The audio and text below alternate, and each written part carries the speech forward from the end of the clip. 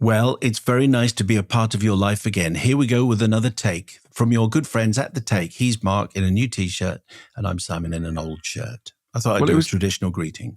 Yeah, but it was because last week I had my Kurt Vonnegut T-shirt, which said, "God damn it, you've got to be kind," which is one of my favourite quotes. And you said that because of the way I was sitting or because of the way the camera was positioned, all you could see was "God damn it," which is a rather more aggressive quote. So I'm now wearing the other Kurt Vonnegut quote T-shirt that I got for Christmas from the good lady Professor Her indoors, which is this one, which is "Everything was beautiful and nothing hurt." But a lot of the time, all I can see is "Everything was beautiful," which I thought to start with was like a Ray Stevens tribute T-shirt. Everything was beautiful. Everything is beautiful, so the tense was wrong. So I knew there was something else coming. But that's overall a slightly more positive T-shirt. Everything was beautiful and nothing hurt. I love Kurt Vonnegut. Have you read Kurt Vonnegut at all? No. Child One is a big fan. That would make sense. Yeah. That would, because Child One generally kind of likes science fiction. Is that right? Yes, I would say that's right. He's a big consumer of that. In fact, I was talking to him this morning, and so yes, and he was a big fan of Pluribus, and we were slightly put out by the fact that it sounds that it's going to be a long time before there's a second season, which is really, really frustrating. Yeah, but she did win an award. No, she's won everything. Yeah, she won everything. Yeah. Good for her. Speaking of literary matters, the room in which I'm speaking to you, which I've always done the show from, with all the discs in the background, was over Christmas the place. It became a bedroom, so this is where Oscar, grandson one, slept. Okay, so this is where all the bedtime reading took place, which is why this book is still knocking around, which is The Cat in the Hat Comes Back by Dr. Seuss. Yes. And I thought I'd read something to you from it. Excellent. With some help, we can do it, said little cat C. Then pop on his head, we saw little cat D. Then pop, pop, pop, little cats E, F, and G. We will clean up that snow if it takes us all day. If it takes us all night, we will clean it away, said little cats G, F, E, D, C, B, and A. And the reason that I'm reading that out is what Dr. Seuss has done there is change the order of the letters that they should come in to make the rhyme work. Yes. And when I read this out, my thought went back to you being rude about Billy Joel, about tonic and gin. Tonic and gin, yes. Which works perfectly well as a rhyme because this is what rhymesters do. They change the words around to make the rhyme work. So there you go. If it's good enough for Dr. Seuss, then tonic and gin works perfectly well for the piano. I've just always imagined Billy Joel going up to a bar and going, evening, I'll have a tonic and gin. And going, what? It's poetry. It's a poetry mark. And then you can do that kind of thing. Mm-hmm. What are you doing later in this show? So loads of reviews. Rental Family, which is the new film with Brendan Fraser. When we say Brendan Fraser, we have to go, George of the jungle. Watch out for the tree. And then a very, I love that show. Oh, it's brilliant. Yeah, brilliant. Then a very harrowing, extremely harrowing movie called The Voice of Hind Rajab, which, well, we'll come to it, but it's a very tough watch. And then 28 years later, The Bone Temple, which brings us to our very, very special guest. Yes, it's the leader of the Jimmies in that film. 28 years later, Bone Temple is Jack O'Connell, who has never been on the show before. Now, as I say to him in the interview, we have talked about him and the films that he's been in for a long time. And I'd completely forgotten that he was in the Jodie Foster film, Money Monster. He's the guy who actually takes George Clooney hostage. And I'd completely forgotten that was Jack O'Connell back in the day. Anyway, and reviews in take two. There's a reissue of the Lord of the Rings extended versions in cinemas. We're having a quick look at that. And Miss Moxie, which is a cartoon for young people. Did you say we're going to have a quick look? Yeah, I know. It was kind of... That's not possible, is it really? No, because the total running time is, I think it's 12 hours. There you go. Plus all the extra other stuff, including details of all the best and worst films on TV over the weekend. More on Brendan Fraser, roles in One Frame Back, plus questions, schmestions, in which we answer the excellent question, what is the most overrated adult goal that people chase? And don't forget our extra ultra show, Take Ultra, which is available as a cheeky lunchtime treat to stream every other Wednesday. So every bi-Wednesday as a video episode on Patreon or as an audio podcast or on your usual fruit or non-fruit based device. It includes hot takes and cold comforts, in which we take the fervently expressed views from our YouTube channel and give them a proper airing as enacted by the production team. Yes. Every bi-Wednesday, I don't think that's a phrase which has ever been used before. No, sorry. But in fact, may well have other connotations. Okay, what are you celebrating? I'm celebrating bi-Wednesday. Anyway, go to patreon.com. Moving on. Yes. You can vote in our latest Hall of Fame topic, which is the needle drop. It's a short list of 10 there, and you can vote for your favorite. We'll induct the winner on the next Take Ultra. Head to patreon.com/Kermode and Mayo, and you can sign up from there. Correspondence at kermodeandmayo.com is the traditional way to get in touch. Dear Anton Deck, says Mark McDonald in Alva, Clackmannanshire. I was sad to hear that Claire Foy's dad could not confirm that she will be on the show in 2026. Yes. Perhaps his sister should have been asked. I understand she is Claire Foy aunt. Very good. Well done. Love the show, Steve. Actually, she has confirmed. She has confirmed. So is she coming on the show? Yeah, let's hear it for Claire Foy's dad. Because, fine. So Claire Foy's dad has got Claire Foy on the show for H is for Hawk. That's right. And fantastic. So that's going to be very, very good. That's brilliant. Yeah. So thanks, Claire Foy's dad, who listens to the show. Ed says, this is Ed Freshwater, dear pastel and bass guitar. Although it's pastille, it's written that way. Anyway, I do love you guys very much, but sometimes you're very silly sausages. Okay. Why don't Vocal Zone sponsor the show? Why doesn't The Economist sponsor the show despite you mentioning them all the time? Because you mention them all the time for absolutely nothing. Exactly. If it helps you convince their makers, though, I will undertake not to buy any of their products until they sponsor the show. Yours, sadly, geopolitically uninformed and with a sore throat, Ed Freshwater. Thank Kevin you. in Belfast. Dear Bill S. Preston Esquire and Ted Theodore Logan, thanks to your aggressive guerrilla marketing of Vocal Zone on your previous podcast, I have now purchased some. I am a singer in a very loud prog rock band and record my own audiobooks and expect this to be a prime investment. By my reckoning, they owe you at least £1 minus tax. Okay. Let us know about your very loud prog rock band, because I think they sound very interesting. Thank you, Kevin. Yeah. And then in a staggering plot twist, Mark. Yes. Dear Simon and Mark, says another Mark, the marketing manager at Vocal Zone. I think we owe you some Vocal Zone. What would be the best address to send some to, please? Thank you very much for all your support. We really appreciate it. And indeed, here it is. There's some traditional ready to go. But the point is, Mark, I'm not asking for a freebie. I want you to support the program with finance. Money. So yes, that's right. I want to be able to say, this show is brought to you by... Vocal Zone. No, but what I don't want to say is this show is brought to you by Strepsils, because Vocal Zone users laugh at Strepsils because of their weediness. But the Vocal Zone people are cooler. So that's what I want to do. So, Mark, thank you very much indeed. Yes. I mean, you can send them in by all means, but... It would sponsor, I think, is where you need to be. Yeah, it would be a very good way to begin the show. This show is brought to you by Vocal Zone. Yeah, I never go anywhere with that one. We've just done the ad, haven't we? We've just done them the ad for free. Oh. So Ed has proven his point. Okay, very good. Here's what we do. Just talk croaky, right? Talk rubbish. This show is brought to you by Vocal Zone, and this is what it did to my voice. I need some Strepsils instead. There you go. Yeah. See, Vocal Zone, we've got the upper hand now. Or I could just dip into my jar of sherbet lemons and see what happens. This show is brought to you by sherbet lemons. Imagine the joy that would bring. I love sherbet lemons. I could live off them forever. And they're apparently full of natural goodness and cover all the kind of food groups that you need to consume. Forget the balanced diet. Just live off sherbet lemons. Okay, so correspondence at kermodeandmayo.com. Thank you very much indeed. You can sponsor the show, get in touch with Simon Paul. Talk about movies that we can go and see. Yes, Rental Family, which is a new film from Hikari, aka Mitsuo Miyazaki, who is not related to Hayao Miyazaki, although she has joked that he is her father because she grew up watching his films.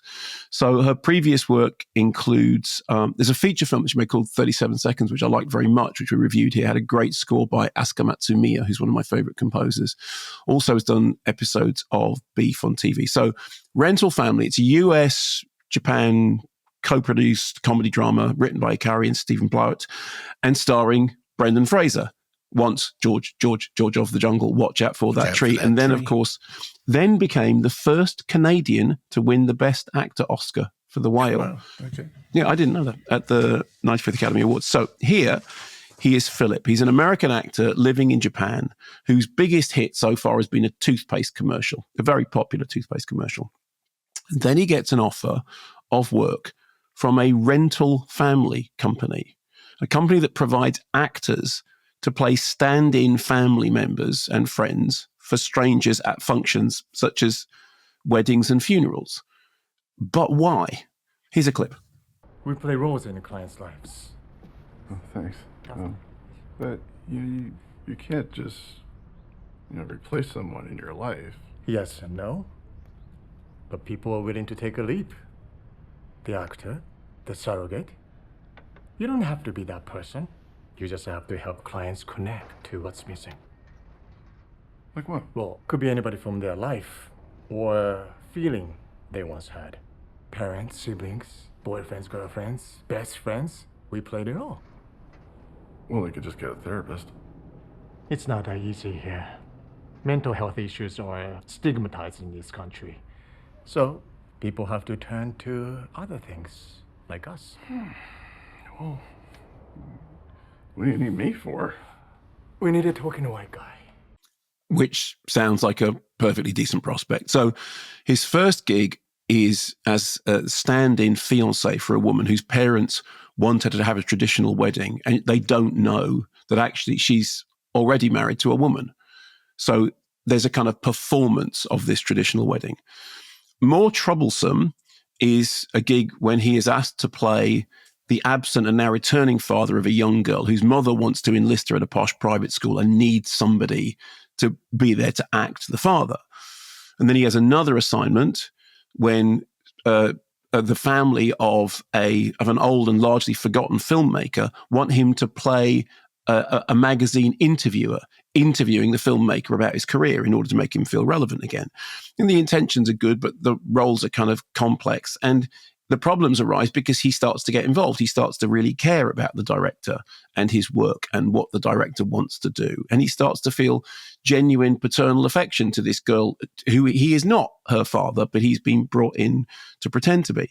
Now, I don't know whether you remember, I think we interviewed Werner Herzog about that film that he made about rental families. Do you remember this? It was Yes, was 2019, and it was called Family Romance LLC. I think it had a couple of different titles, but that was what it was. And that was the first time I'd heard about any of this at all. And before that, I mean, there's a sort of history of films from around the world in which people have been brought in to play other roles. So there's a Yorgos Lanthimos film called Alps, in which an agency provides performers to stand in for people who are recently deceased in order to help the family through a grieving process. And it's kind of absurdist black comedy. And then there's a film by Laura Malloy called Helen, in which there's a young girl who plays someone in a police reconstruction, and then they start to take on the role of that. And in both of those cases, there's a darkness about it. In this case, it's much lighter. It's much fluffier. Indeed, I would go so far as to say it is positively whimsical. And that appears to be the heart of its charm, because obviously when it premiered in Toronto in September, there was quite a lot of buzz about it. And there was quite a lot of buzz about Brendan Fraser being an Oscar contender, because people love Brendan Fraser. And he's got that kind of sweet-natured, good-hearted, big-hearted thing that, you just see him. It's like what people, I suppose, would feel about Jimmy Stewart. You see him and you buy into it. Even the film has a kind of melancholy undercurrent, but it is essentially whimsical. Now, the buzz around it, the awards buzz around it, seems largely to have evaporated. I just went onto the odds checker to see if he was still in the running for the Oscar nominations, and it doesn't look like it, although, I mean, I can understand why. The thing is, the film is fine. It's got some nice, gentle insight into loneliness. At time, there was a Hong Kong film a while ago called The Last Dance, which was set in a funeral parlor and had a sort of similar feeling, but that had a much heavier air to it. It was about the ritual of loss and the way in which we deal with things through rituals and through artifice and through performance. I think the thing with this is it is fluff. It's perfectly nice fluff, and its heart is in the right place, and its heart pretty much is that Brendan Fraser performance. But I think after the sort of the love that it received when it first premiered at festivals, I was kind of surprised that it was just that. It didn't feel to me like it had much more depth than that. Okay, well, we'll be looking more at his movies in Take Two. So that doesn't feel as though it's going to be movie of the week to me somehow. But anyway, stand by, because you never know. We're going to be back unless you're a Vanguardista or a Patreon person, in which case this will all kind of zip on through. But if you're not, what are we doing after the next essential commercial ad break? Well, after the next essential commercial ad break, we will probably be looking at the UK box office top 10. And also, we will be talking about 28 Days Later, Bone Temple, with our very special guest. Yeah, 28 years later, indeed. Oh, sorry, yes, sorry. With our very, very special guest, Jack O'Connell, plus, as you mentioned, the box office top 10. But you forgot to mention The Laughter Lift, which is truly dreadful. No, I didn't week. forget. But anyway, I just skirted round it. It's on the way. And it does say here, both chuckle warmly at the exciting prospect. So... Mm. Mm.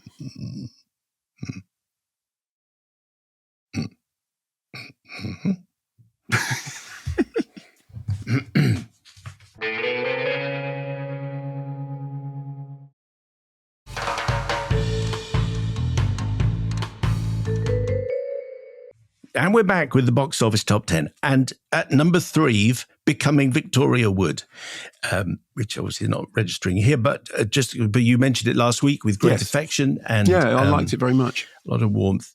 Dawn Stillwell, one of our Patreon people, so therefore we love Dawn. Saw the Victoria Wood documentary at a packed-out showing at the Showroom in Sheffield. I've never been at a screening where the whole audience laughed hysterically all the way through and then applauded at the end. What a joyous film. Great. Absolutely loved it. So fantastic. If you get a chance to see it, if it is on at your local independent, probably then go see Becoming Victoria Wood, not just because Mark says so, but because Dawn Stillwell on Patreon says so. I'm really glad to hear that it was a packed screening because, as I said, there is something about watching those things with a bunch of other people, and how lovely that they were all laughing. And as I said, when I was watching the film, I'd just forgotten how much Victoria Wood had done. I mean, an extraordinary career. Number 10 is Labyrinth, 40th anniversary. Well, I kept doing my impression of David Bowie and you kept not recognizing it. Yeah, that was true. Well, let's get slightly closer to the action here with an email from Eleanor. Okay. Dear Goblin King and Babe with the Power, you were recently discussing how Bowie often sounded like a performance of himself. Yes. I was recently exploring the Cary Grant back catalogue and landed on a peculiar film called Bachelor Night. A starry cast with Myrna Loy and Shirley Temple, who hasn't been mentioned on this podcast for a long time. A long time. Alongside Cary Grant. The premise of this screwball comedy is more than a little discomforting for modern-day viewers, as the plot revolves around Cary Grant needing to date the underage Shirley Temple in order to try and cure her of her crush for him. Don't expect to remake anytime soon. What I found most arresting, though, was when my ears were suddenly alerted to some familiar dialogue. As someone whose younger sister played Labyrinth on repeat, and was obsessed with Bowie's Goblin King, yes, I'd always thought this was Bowie's invention, but clearly another example of him being a cultural magpie. Maybe this means that Bowie doesn't sound like Bowie doing an impression of Bowie, but actually Bowie doing an impression of Cary Grant. Listen to this. You remind me of the babe. Babe with the power. Power of voodoo. You do. Remind me of the babe. Quiet! You remind me of a man. What man? The man with the power. What power? The power of hoodoo. Hoodoo? You do. Do what? Remind me of a man. Wow. How about that? So I didn't know that. No? Well, we've learned something courtesy of Eleanor. Thank you. So so Bowie and Cary Grant, can we hear that again? I think we need to hear that again, please. Yeah. You remind me of the babe. Babe with the power. Power of voodoo. You do. Remind me of the babe. Quiet! You remind me of a man. What man? The man with the power. What power? The power of hoodoo. Hoodoo? You do. Do what? Remind me of a man. Well, there we go. I'm ashamed that I did not know that. Bowie first, Cary Grant second. Wow. Isn't that amazing? Isn't that incredible? But would only be spotted by someone whose younger sister played Labyrinth on repeat. Therefore, you knew absolutely every single word. And that's the impression that I kept doing when I was doing, you remind me of the babe. What? And I didn't realise that. In fact, I'm just looking this up on the interweb now. Yes, Bachelor Night, released in the United Kingdom, originally known as The Bachelor and the Bobby Soxer. Terrible title. Yeah, but I confess I have not seen The Bachelor and the Bobby Soxer. The film's screenplay won an Academy Award for Sidney Sheldon. Blimey. Anyway, so that's David Bowie quoting Cary Grant. Excellent. Okay, Eleanor, that is the best bit of trivia I have heard in a really long time. I'm sure that loads of people knew it. I'm embarrassed that I didn't know it, but thank you for telling me because that is just fabulous. Number 9 is in the UK is Giant. Steve White on Patreon. Giant starts strong, charting an ambitious rise and the personal cost that comes with it, but loses impact as it goes on. Key conflicts feel rushed, emotional payoffs are a little too neat, and the big moments don't always hit as hard as they should. Well made with strong performances, just more solid than towering. 3 stars, says Steve. Dear Mackham and Clancy, greetings from Dublin. You were discussing Pierce Brosnan's. Maybe I should have let you do a little summary, Mark, before I rushed into the. No, that's fine. It's it's the Prince Nassim boxing story, but as I said, it's actually seen much more from the point of view of his trainer, who is played by Pierce Brosnan. And you and I raised the question of. I said, Pierce Brosnan's accent, I don't know whether it's because they said that you mentioned another television program that he had been in which he was doing an Irish accent that didn't sound very convincing, which is weird because he actually is Irish. And then we put out a call, which is, let us know if you know whether his accent's any good. So Pat gets in touch, who says, greetings from Dublin. You were discussing Pierce Brosnan's Irish accent in the film Giant. As an Irishman of 52 wonderful years, I can tell you that his accent is indeed all over the place. Maybe he was trying to add a Sheffield inflection and consequently tied himself up in knots. What happens, certainly to me, when I try and deliberately do an Irish accent, is that it quickly becomes like something from Darby O'Gill and the Little People, which I had to look up, 1959 film. And this is Pat in quotes, Turalura, sure, I wouldn't know anything about that sort of thing. So I'm doing that because I think that's the way Pat does it. He would have been better off just speaking normally because in his everyday speech, you can hear the Irish accent, albeit in the background. The death of Stalin proves accents don't matter really anyway. And then he signs off, to be sure, Pat. And then further analysis from Neil in Faversham. Okay. Chaps, I thought this was worth sharing from Guardian writer Sean Ingall's article about watching James Bond play his great uncle Brendan Ingle on the big screen. It seems like Pierce has got it right. Quote, so what was it like watching James Bond play a family member? In truth, a little surreal and sometimes downright spooky. Brosnan's Ingle was a little more pushy and unkempt than I remember, but his tone and twang, Dublin, tinged with Sheffield, and his mannerisms were uncanny. So it sounds as though Pierce got it right. Dublin tinged with Sheffield. Well, there we go. And that's why it is worth... So the first emailer was saying it's not a great convincing Irish accent, but the second emailer is saying he's not really doing that. What he's doing is a very specific Dublin Sheffield hybrid. In which case, hats off to Piers. Hats off to Piers. And we discuss accents actually with Jack O'Connell, which is coming up very shortly because, and I say to him in the interview, he's a genius with accents. But you would imagine that Dublin tinged with Sheffield, that's a tough ask for anybody, you would imagine. Yeah, no, I mean, I think he's doing it very, very specifically, and he appears to be doing it very, very specifically correctly, so well done. I mean, it's like the David Bowie accent when he's playing Nikola Tesla in The Prestige, is that a lot of people going, what accent is that? And then you look at what Nikola Tesla's accent would have been like, and you go, it's that. Number 8 here, number 10 in America is Song Sung Blue, which I really liked. As I said, when I went in to see it, I actually thought that it was a Neil Diamond picture. I didn't know that it was about people who, did Neil Diamond songs, and it's a true story. And I thought it was very moving. Kate Hudson is getting great reviews for it. I think Hugh Jackson is terrific as well, and it's really moving. Anaconda is number 7. Now, I haven't caught up with either Anaconda or SpongeBob. I'm sorry. It's been a busy week. Anaconda's at 7, SpongeBob is at 6. Sorry. Number 5 in the UK, number 2 in America is Zootropolis 2. Still holding on in there and still doing fine. I like the first one very much. This is very much like the first one. It is a very likable animation. Number 4 is Marty Supreme, and number 5 in America.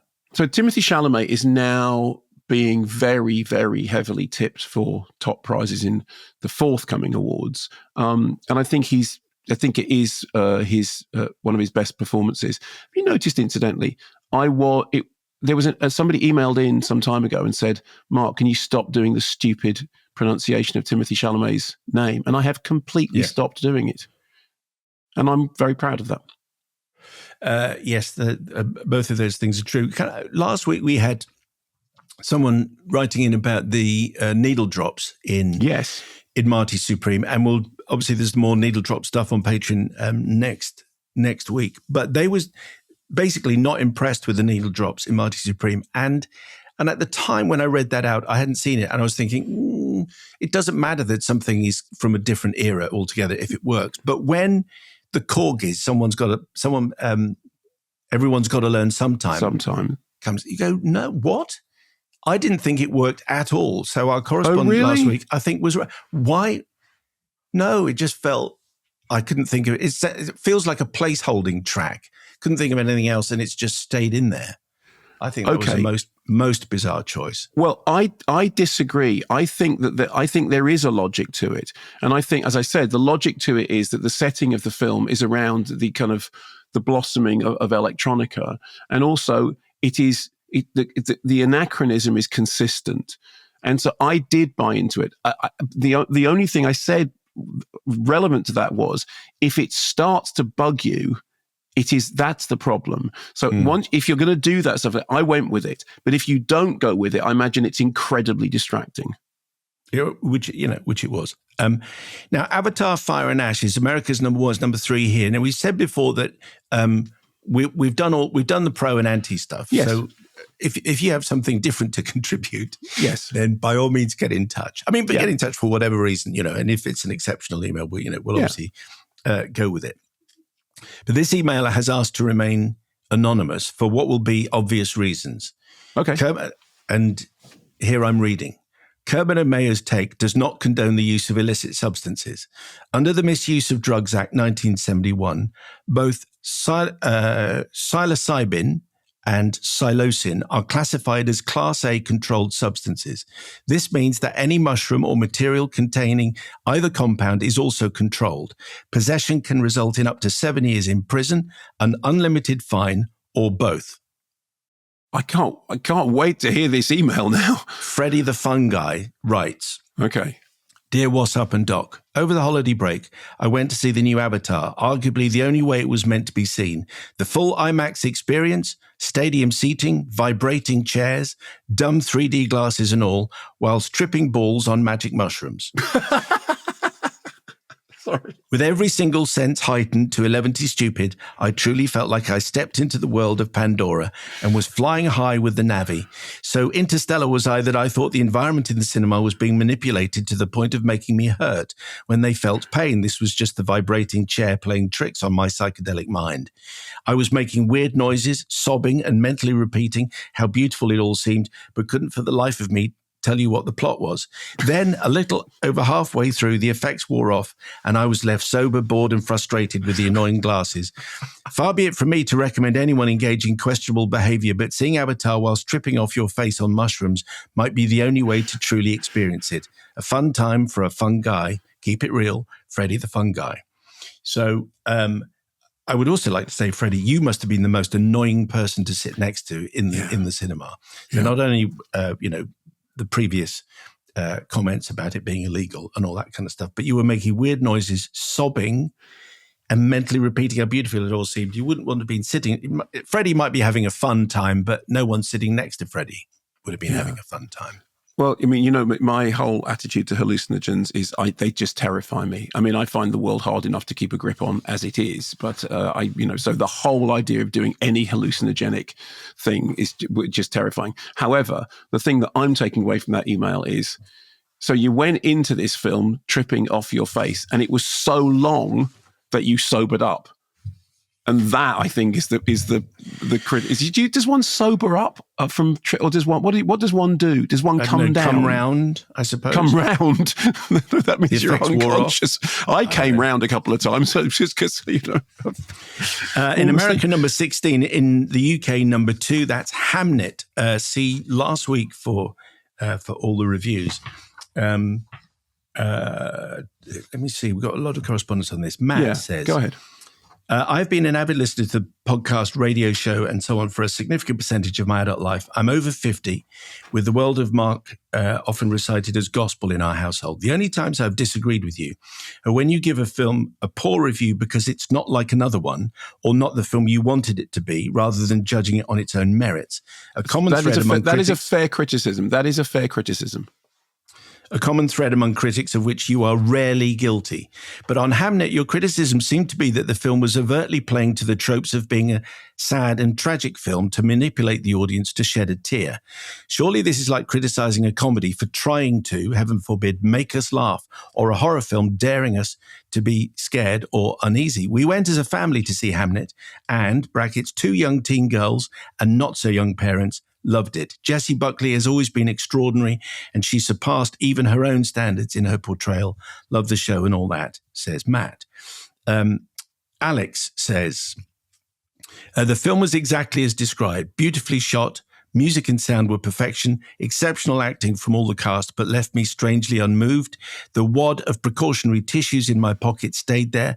Am I extraordinarily hard-hearted? Perhaps I was unduly influenced by Mark's review, or perhaps I'm just resistant to feeling manipulated. Thinking about Hamnet afterwards, I couldn't help but compare it to 2 of my favorite films of recent times, both featuring Paul Mescal and both about loss, All of Us Strangers and Aftersun, both of which moved me to tears and stayed with me for a long time. Down with all the usual lunatics and up with Greenland.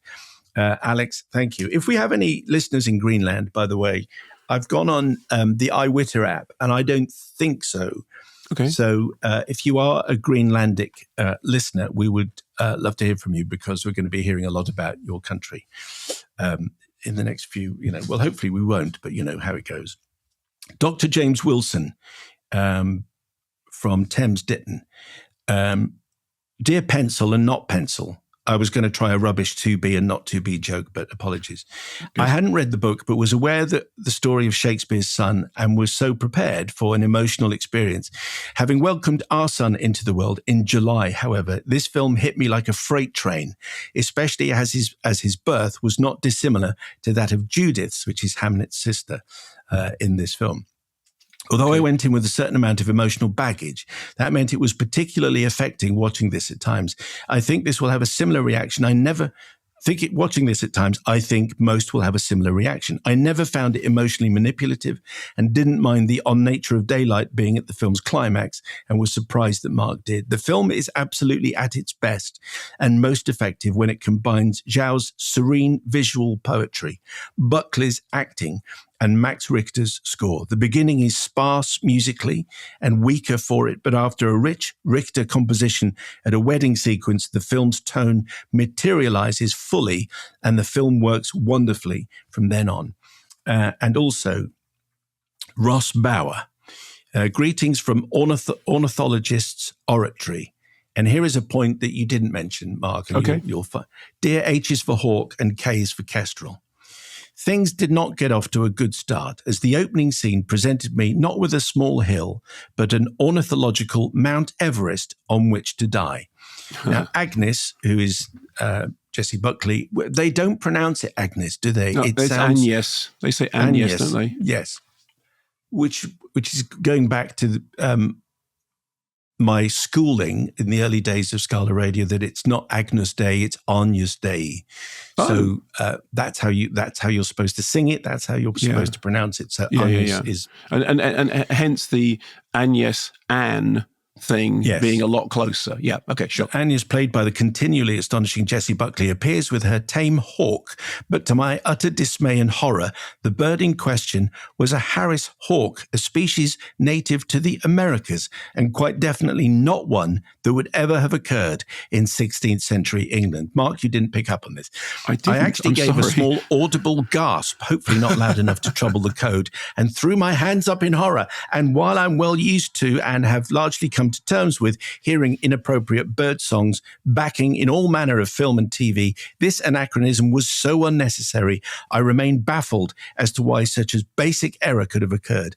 In the original book, which I read some time ago, Agnes's bird was a kestrel, which would have been readily available, which would be a readily available falconry species to the production, and in my view, much better suited to her character.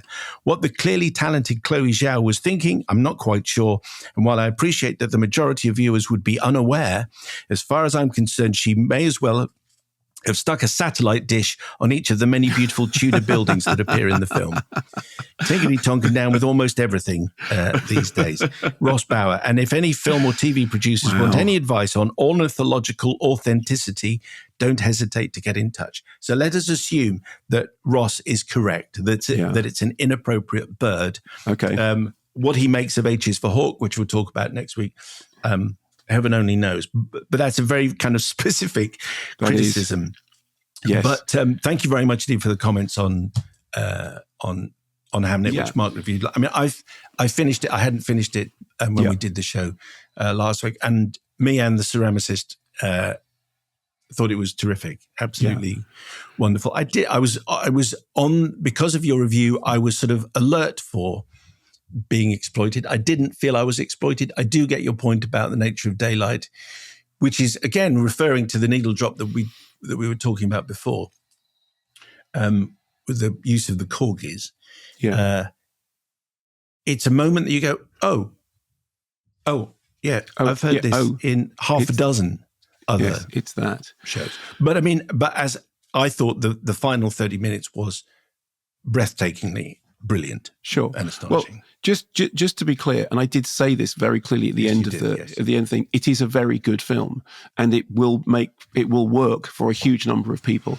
What's fascinating is that I have found in my conversations with people that it has proved very divisive. That either people have a very powerful emotional response to it, or a significant number of people. One of them, Child 2, another, Ellen E. Jones, a journalist that I know very well, had exactly the same response that I did, which was, no.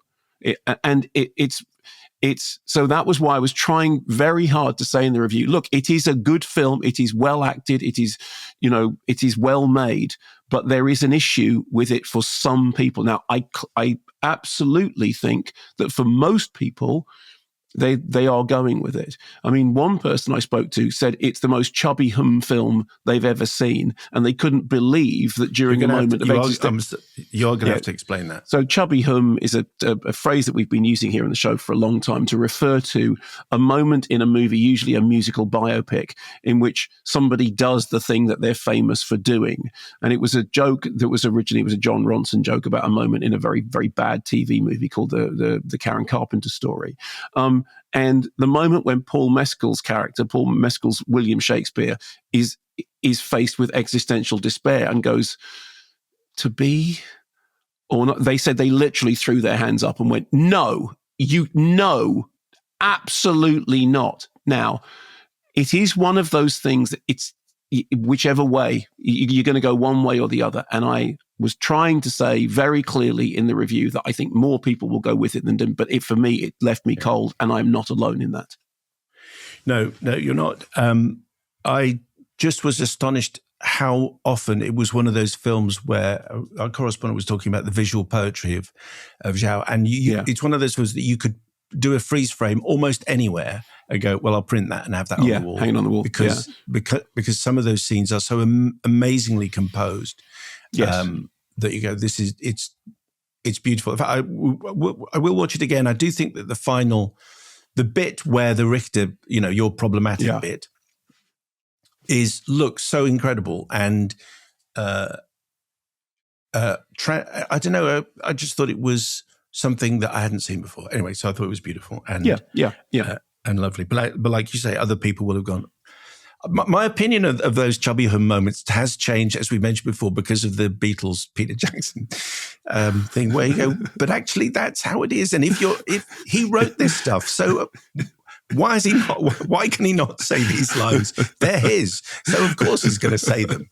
Anyway, and the number one is The Housemaid, and it's number 3 in America. So yeah, which I'm surprised actually. But there we are. It's bringing in audiences. As I said, I mean, I thought it was ripe as anything. It reminded me somewhat of Mummy Dearest, and it's got that kind of camp. And the question is the camp intentional or unintentional? I mean, I enjoyed it. I enjoyed it, but it was ripe and it's nonsense. Correspondence at KermodeMayo.com. Thank you for chipping into the top 10, because it's essential part of the program. We're going to be back in just a moment with Mark. What are you going to do? Well, I'm going to be listening to you talking to Jack O'Connell about the film I'm then going to review, which is 28 Years Later, The Bone Temple. And the CEO and the main guy in the gym that's Jack O'Connell. He's going to be explaining everything. We'll be back either very quickly or not very quickly, but still very enjoyably after these informative messages, which we love so much.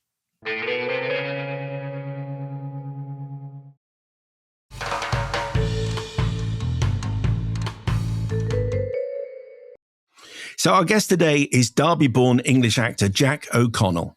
And it's worth mentioning Derby-born because I do think you very rarely hear Derby accents on this show. And Jack O'Connell is a breath of fresh air in so many different ways. His breakout role was in Shane Meadows' This Is England in 2006. Normally, I don't go through everything that an artist has done, but it is worth it, I think, because Jack has been in so many TV shows and movies. So he was the skinhead Pukey Nichols, which I did is worth repeating in Shane Meadows' movie. First gained major attention in Skins, playing James Cook. He's then racked up almost 50 credits, including Starred Up in 2013, 71 in 2014. Great. Unbroken, directed by Angelina Jolie, which he played Olympic athlete and World War II prisoner of war, Louis Zamperini. Money Monster, the Jodie Foster film, which I mentioned, Godless, Trial by Fire, Little Fish, and Ferrari, playing racing driver Peter Collins. In 2024, he starred in the Amy Winehouse biopic Back to Black as Blake Fielder Civil, and Sinners, which we're about to discuss. Well, we've got a bit of time to talk about Sinners. In which he is very sinful. He is so sinful. Anyway, it's all because he's one of the main guys in Bone Temple. You'll hear my conversation with Jack O'Connell after this clip from the film. Hello. Hello. Are you Old Nick? When you say Old Nick, you mean Satan? Of course. And so why would you think that I was... my skin color, the bones. Well, you can relax. I'm not Satan.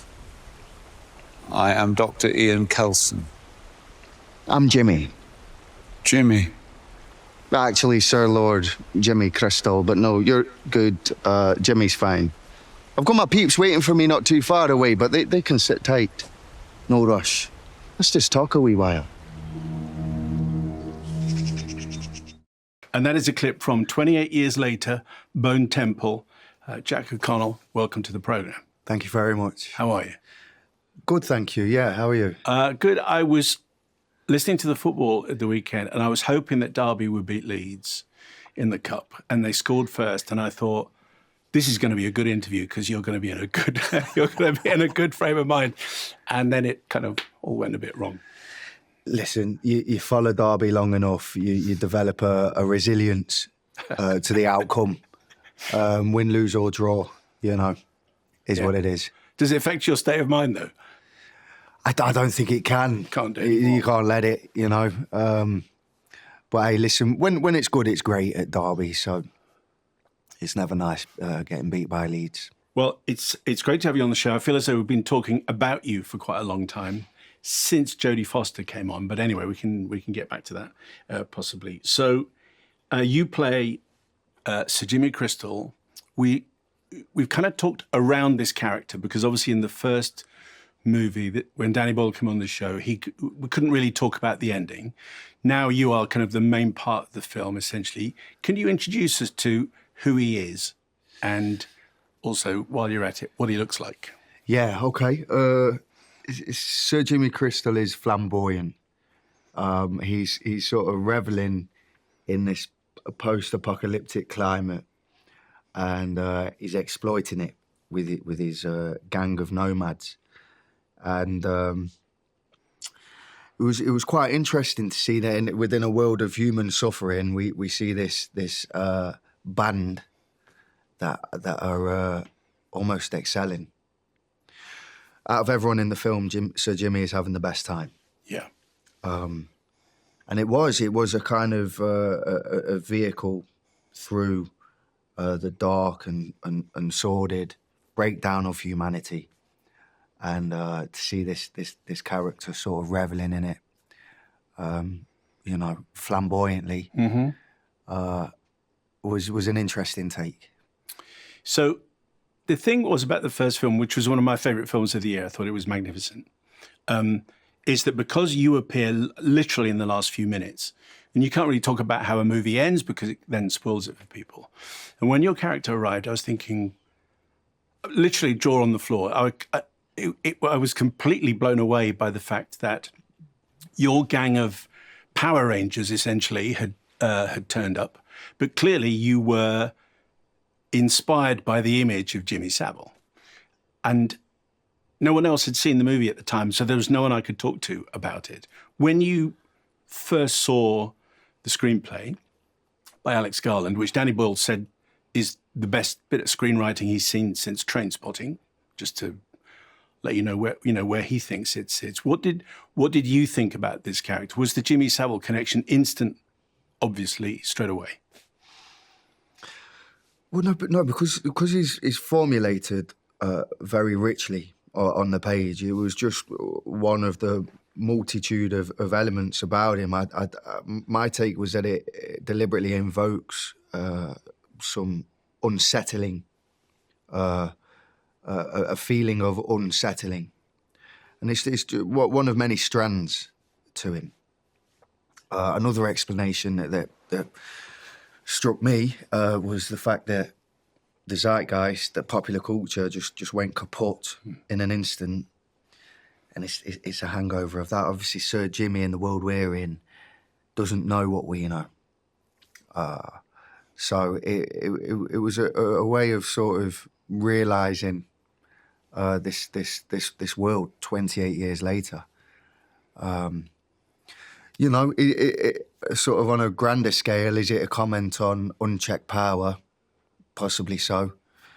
But I think that's what makes this script phenomenal, and what Alex Garland has done. The ability to kind of do that, and for us as an audience, I guess, is to attach our own meaning. Therefore, so there's a mixture of Teletubbies, the Savile stuff that you talked about, and religion, because we see at the beginning of the first film how what happens to your father, and so you have. Are you like a cult leader, essentially, with a kind of a motley gang following you? Is that slightly rough, crude? No, listen, I think that applies for sure. They're just a gang of nomads who are thriving. And I think that was key. In order to realise them, we have to feel like they are, in some way at least, efficient at what they do. Why are they thriving? They've managed to exploit this apocalyptic climate, and they're the cats that are getting fat off it. You see Sir Jimmy decked out in almost finery. You see the way that they dispatch infected at ease. They don't live in fear. They sort of orchestrate fear. And so for me, that was an interesting take, and we haven't seen it before within the franchise. A lot of it is set within homesteads, within townships, whereas this one, we're in the wilderness. You know, we're in the weeds, and sort of developing a deeper understanding of what has created this. Did you have much say in the way you look? Because there's a tiara that appears. It's a striking look that you have, and when you're fully decked out, you are absolutely terrifying. Not for the first time. Did you have any input into that? I wanted the tracksuit to stand alone.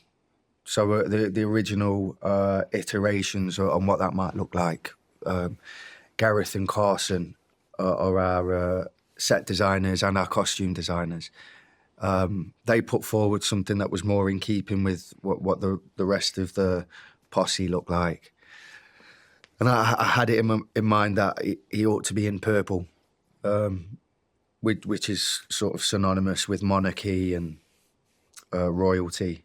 And I wanted him to be pristine, just to sort of help suggest to the audience that he had a status. So yeah, that was an idea of mine, and I got to keep the tracksuit and right. And the tiara?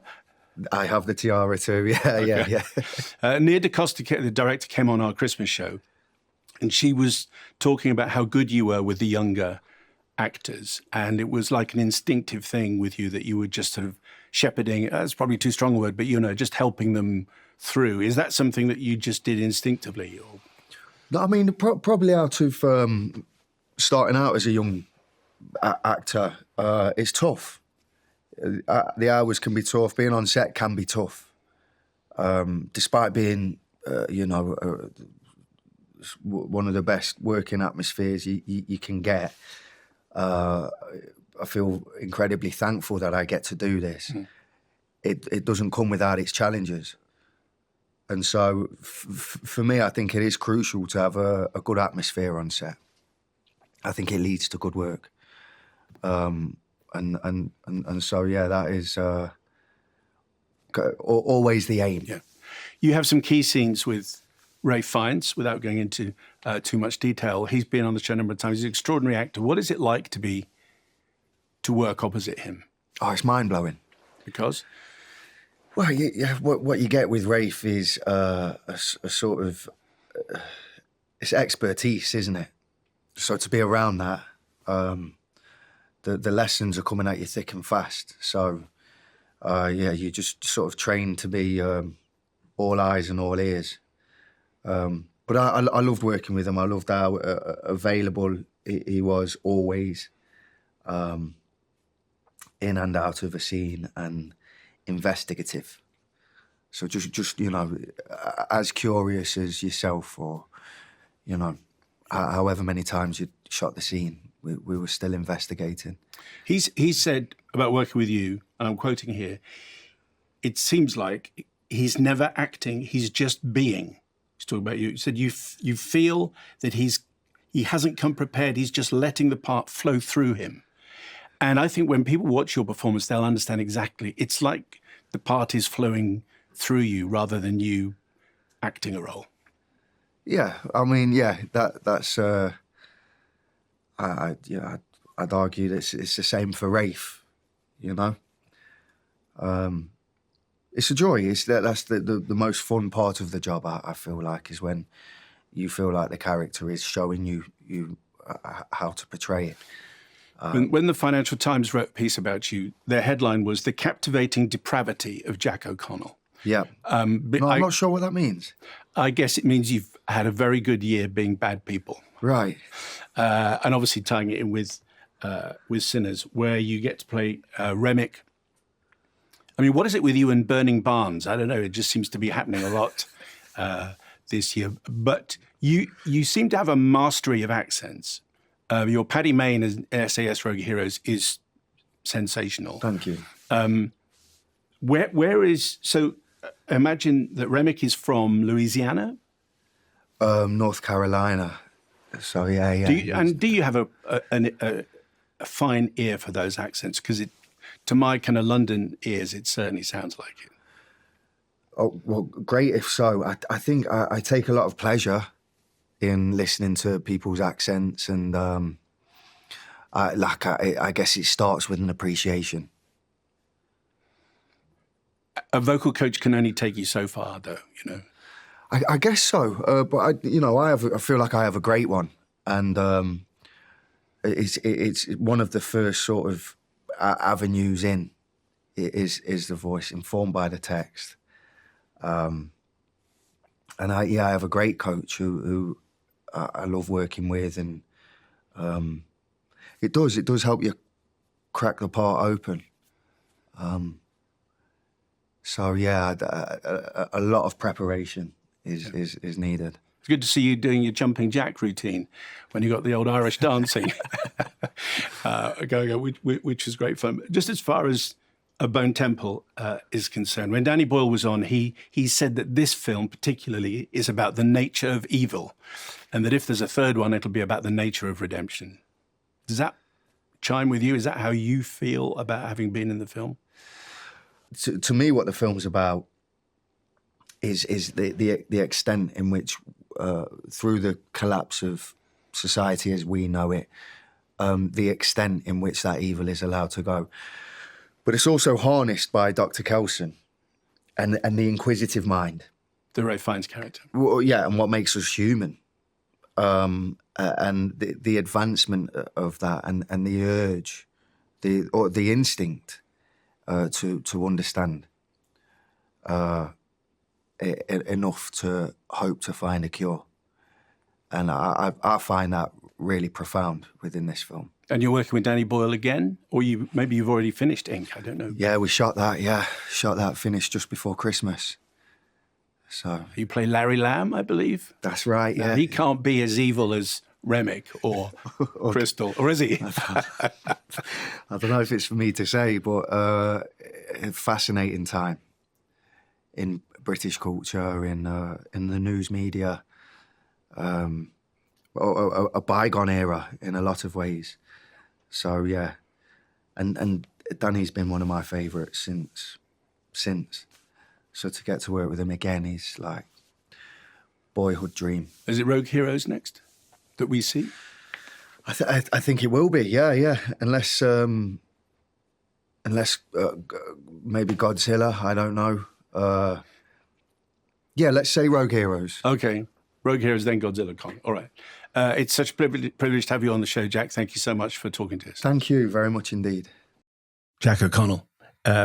It was one of those interviews. I mean, just listening back to that, the second half of it, I think we're getting somewhere. You know, I do think it was very interesting. I thought it was very revealing. But to start, I don't know what you thought, Mark. We'll find out what you thought about the film in just a moment. But I think, and I thought this when Nia DaCosta was talking to us at our Christmas show, the Savile stuff is very evasive. I think they've come up with a line. They've come up with a way of just sort of batting it away. Yeah, really. And listening back to Jack's answer about the Jimmy Savile stuff, that was the least convincing of the answers. But in general, I thought I enjoyed the film and I enjoyed talking to him. But what did you make of that, and what did you make of Bone Temple? Well, as I told you when we did the Christmas show, I mean, I am a big fan of this, but so this is, it's the second installment in this section of the 28 years franchise, and the previous 28 years later, which was directed by Danny Boyle, written by Alex Garland, was set amidst the kind of the pop culture rubble of a collapsed society, and it kind of opened with kids watching a video of Teletubbies, and then it ended with Alfie, who is the young kid who was gone to the mainland with his dad, meeting a gang of people who appear in a very extraordinary final sequence, which, as you said, when you came out of it, you couldn't talk to anyone about it because I hadn't seen it yet, and it was just like, what do I do with this? Who fight like Power Rangers and dress like Jimmy Savile, which is where this picks up. So, again, script by Alex Garland, directed by Nia DaCosta, who came on our show. She did the rebooted Candyman, and the really smart Ibsen update Hedda, which is a version of Hedda Gabler, which is a film I like very much. And Alfie is taken in by the Jimmies. And the Jimmies are a sort of Clockwork Orange style gang of bizarrely attired thugs led by Jack O'Connell. And the word that he used was flamboyant Sir Lord Jimmy Crystal. And the first thing that happens is that to gain entry to the gang, he doesn't have any choice, is that Alfie, young Alfie, has to fight one of the Jimmies. And it's clear that the fight has to be, yes, only one of you is going to win this. So it's really, really brutal.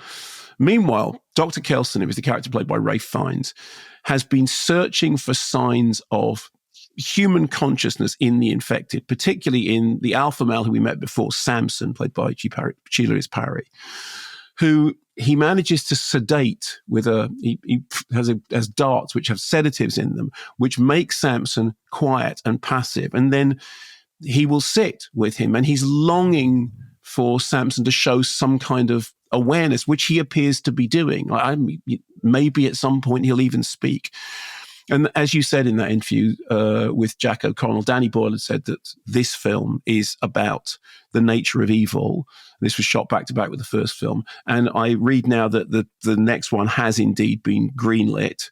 And that will... There's a surprise. Yeah, no, exactly. I mean, you said that at the beginning, didn't you? You said they know already that it's happening. But and that, as per Danny Boyle, will be about the nature of redemption. Well, the redemption hasn't happened yet. We are in the belly of the beast in this, okay? We are right in the heart of darkness. So the key thing is, whereas in the previous films, the scariest things were the creatures were the infected, now we are starting to see a more sympathetic side of them, which actually is something that if you're a zombie movie fan, and I know there's a whole question about infected and zombies, but it is the zombie movie genre.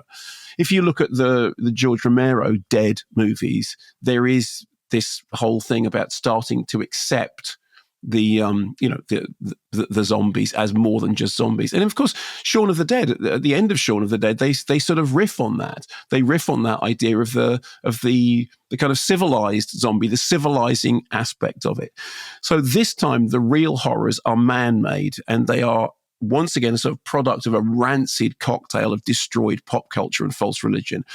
And the Jimmies, of course, take their name and their look from a real-life monster who, and we sort of arrived at this, we fumbled our way to it when we were talking about the thing before.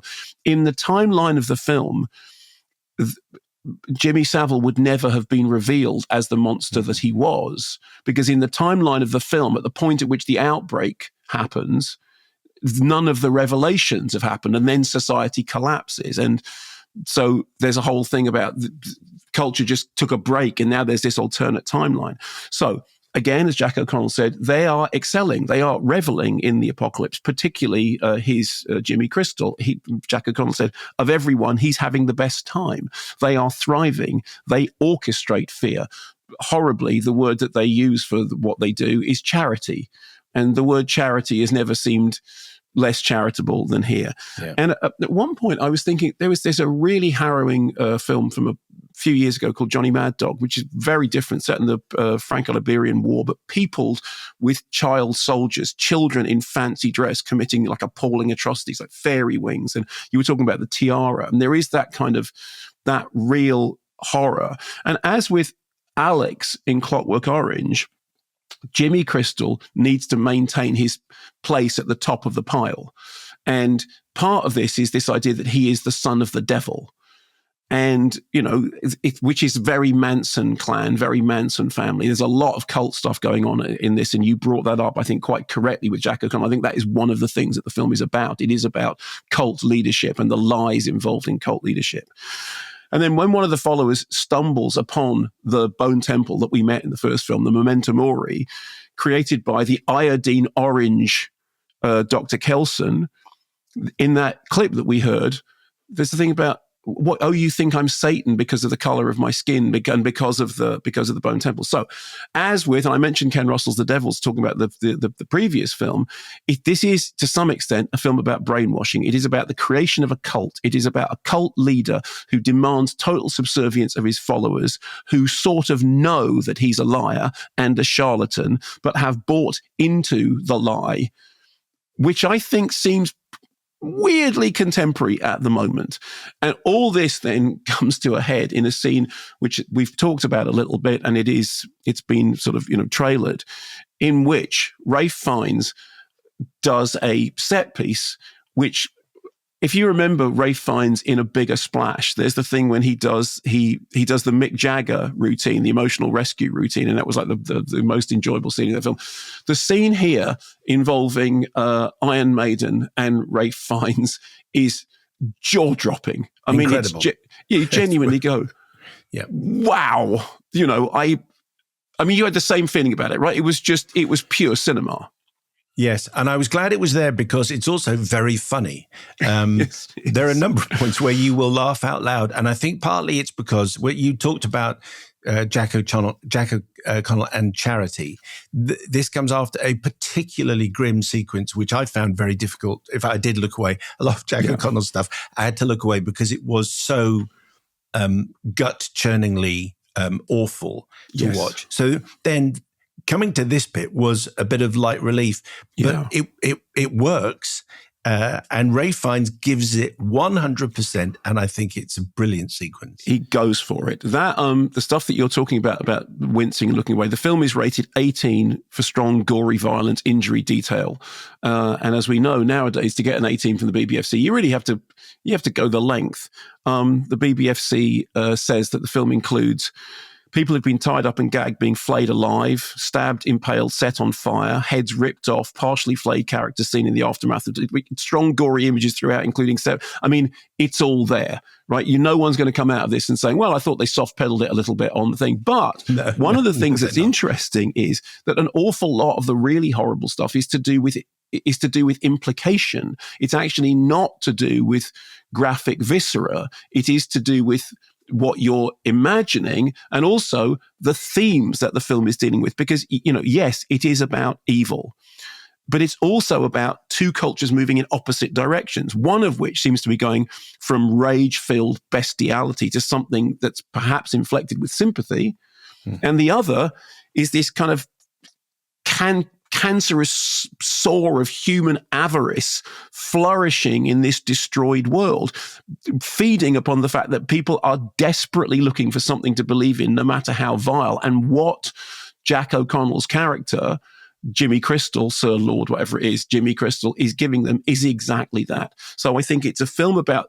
the nature of human evil, about the evil that men do, about somebody seeing a destroyed society and exploiting it.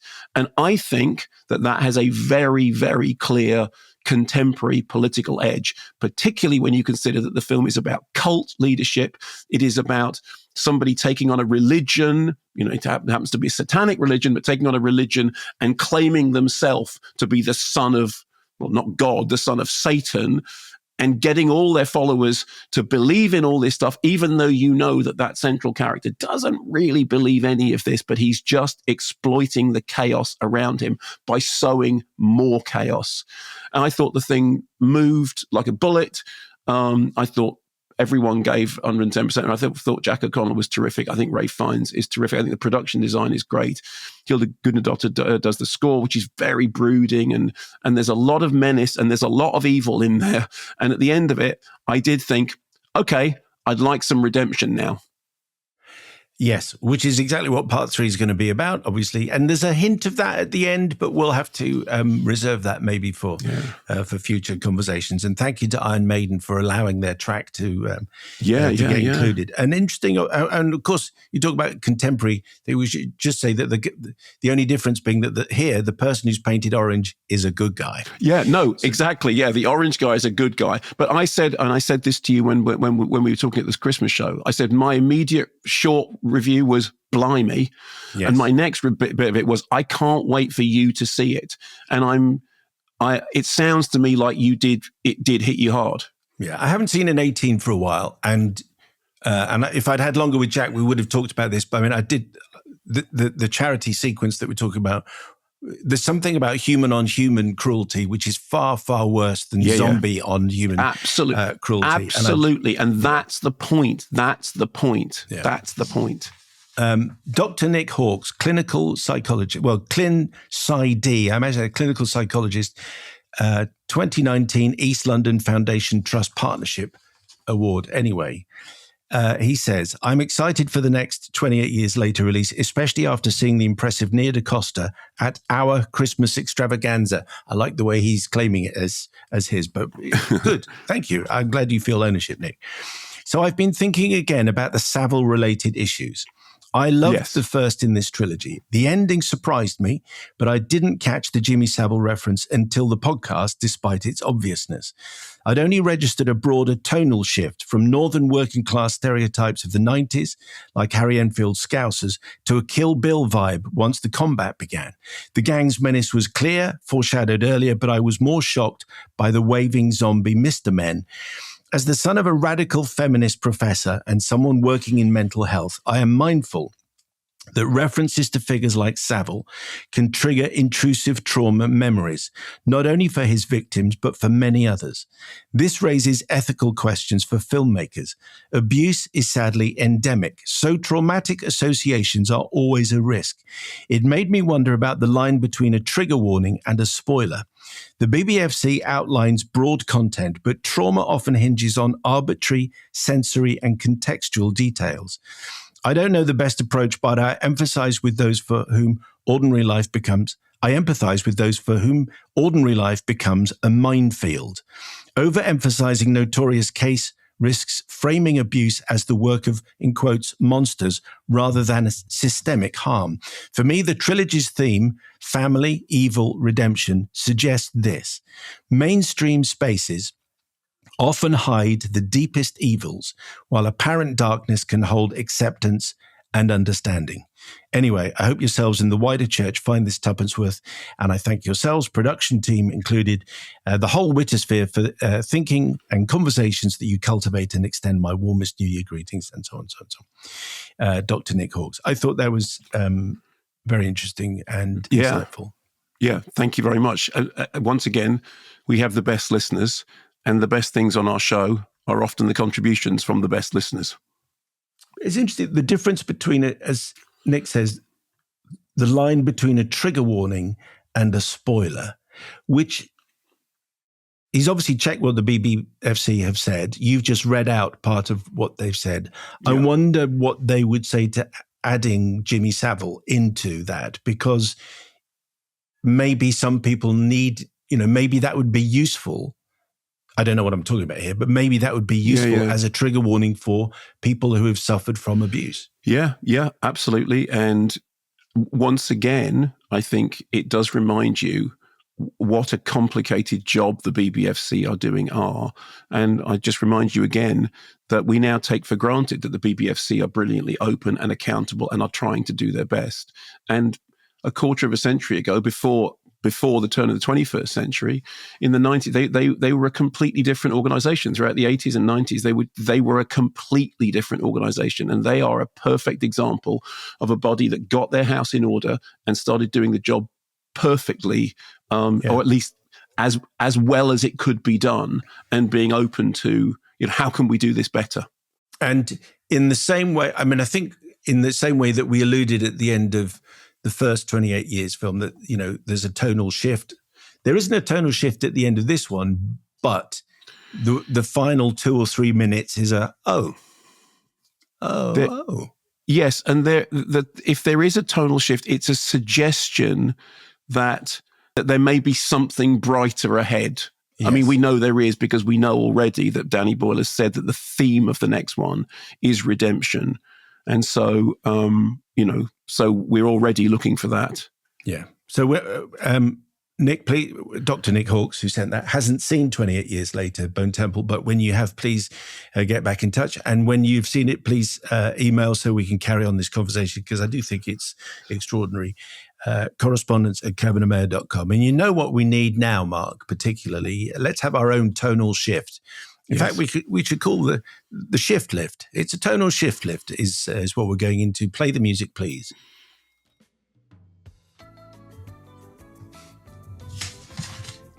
This won't keep you long, Mark, by the way. Okay, that's fine. Yeah. Thank you. I don't know if you've read the latest research on how many times a day the average dog barks, Mark. I haven't.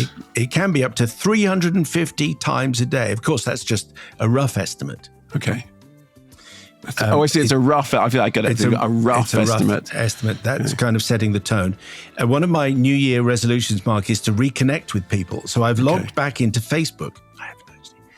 Okay. I've just had a friend request from some French bloke called Monsieur Quasimodo in Paris. I don't think I remember him, but his name rings a bell. Again, Boom. I mean, that joke's like 100 years old. But I have had some terrible news, Mark.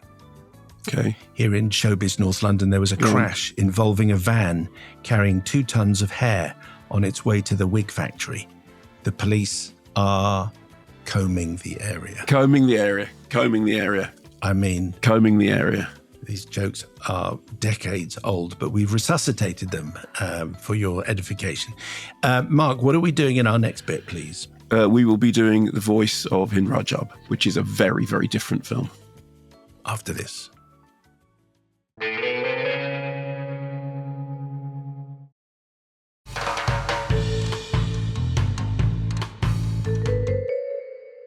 Correspondence at KermodeandMayo.com is where you go if you like to contribute. Also on Patreon, there are some good ways of communicating and lots of added benefits in there. Mark, what are we doing next? Okay, so a very, very tough watch, Voice of Hind Rajab, which is BBFC 15, distressing scenes, strong threat, images of real dead bodies, which doesn't even kind of begin to get to where we are. This is the new movie from Tunisian filmmaker Kauthar Ben-Hania, who made 4 Daughters, which we reviewed here on this show a little while ago. That was Oscar nominated for Best Doc, although it's a kind of doc-drama hybrid. In February 2024, she encountered, as did many people, a harrowing news story about a very young 5 or 6 Palestinian girl trapped in a car in Gaza in which her family had been attempting to flee the city. The car had come under fire, and she was on the phone to the Palestine Red Crescent Society in Ramallah, begging them to save her. And the recording of her voice was put out on social media. And Ben-Hania said that she felt the voice was talking to her and she needed to do something. This is an interview that I read with her in which she said, I contacted the Red Crescent, asked them to let me hear the full audio. It was about 70 minutes long and harrowing. It's a word I'm going to keep using, I'm afraid. I knew I had to make this film. I spoke at length with Hind's mother, with the real people who were on the other end of that call, those who tried to help her. And so what she then did was to make a film in which you have actors playing the people at Red Crescent who take the call, who try to understand what's going on because it's such a young girl, and trying to organize a rescue because there's a vehicle that's 8 minutes away, but arguing heatedly amongst themselves about whether there is anything they can do. Is there time to coordinate a safe route, which involves a number of different organizations talking to each other to coordinate a route in which an ambulance will be able to get there? Can they afford to put any of their rescue teams, which are massively depleted, at risk because so many of them have been killed? Or should they just be trying to publicize the case by getting the case out into the world? Now, we're going to play you a clip. I'm going to just read you a translation of what's said in the clip in advance so you know, okay? And these are actors acting things. So what happens is the first voice says, she's bleeding, she's hurt, do something. And the second voice you hear says, okay, publish that she's hurt and she's bleeding. And then the next voice says, oh, yes, that's a great idea. And don't forget to write in English, she's bleeding. Seriously. Check out social media. Images of children's bodies ripped apart on the side of the road. Seriously. Do you think that the voice of a terrified girl will spark their empathy? She needs an ambulance. Here is the clip. البنت عم تنزف متصابة اعملوا شيء مشان الله شغلي بسرعة واكتبوا انها متصابة وبتنزف. فكرة رائعة وتنسيش تكتب لهم بالإنجليزي she's bleeding اللي إيش عن جد؟ تفرج هاي السوشيال ميديا طلع شوف أطفال مشلخة مرمية على جناب الشوارع فكرك عن جد صوت طفل صغيري خايفة راح يأثر فيهم أو يفرق على حدا هي بحاجة أمبولانس. So what then happens is that, that section of the drama is drama. But what's real is the voice of the little girl on the phone, heartbreakingly, horrifyingly recorded in this appalling situation, in trying to explain what's going on around her in this vehicle, which has been shot at, and it becomes apparent. I mean, as the story is unveiled, the level of the horror that she finds herself in. Now, look, people may well know this story because there was quite a lot of press about it, and there was a lot of kind of controversy about the Israelis saying that they weren't there, and then anyway. So it's not. I mean, everyone knows that this story has a horrible outcome, and occasionally, what happens in hearing the recorded voice is that we start to hear the actual voice of the Red Crescent operators, which are then dovetailed into the performances. So you can see that there's a thing going on between drama and actual documentary recording. The film won several prizes, including the Grand Jury Prize at Venice. It got a 23-minute, 50-second standing ovation, which apparently beat Pan's Labyrinth's 22 minutes, which was the previous record holder. The starry executive producers and supporters include Brad Pitt, Joaquin Phoenix, Rooney Mara, Jonathan Glazer, Alfonso Cuarón, Jemima Khan. It is, of course, by its nature, an extremely uncomfortable watch, since you know that what you're hearing is real.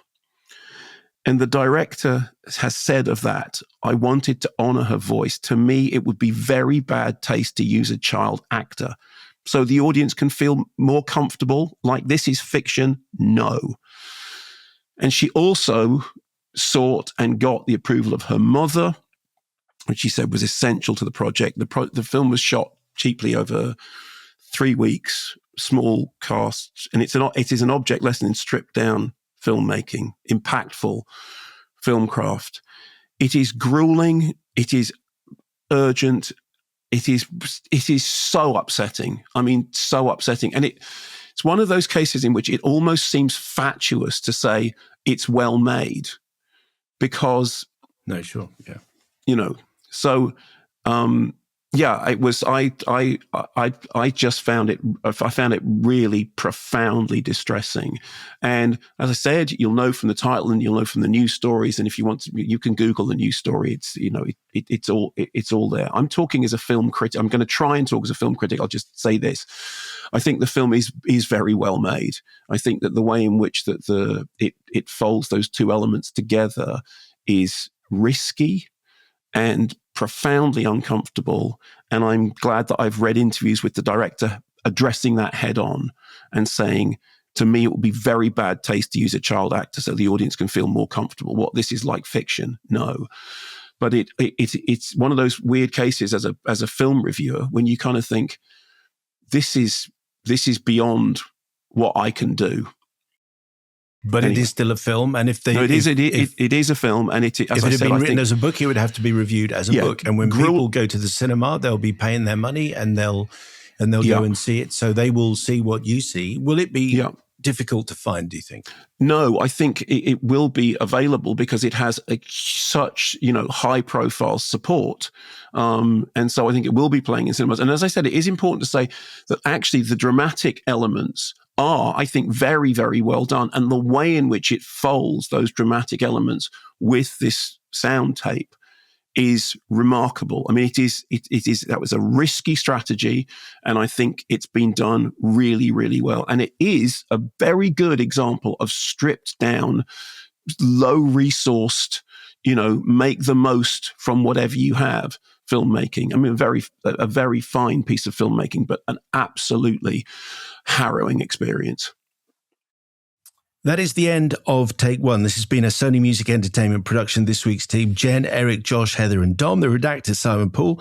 If you're not following the pod already, please do so wherever you get your podcasts. If you come over and join us on Patreon, there's a lot of cool stuff there. Mark, what is your film of the week, please? Well, I mean, it's a week in which we've walked the full counter of what is possible in cinema, and it seems foolish to even say this, but I'm going to go with 28 Years Later, Bone Temple, because I thought it was great. I thought it was a piece of filmmaking. It was terrific.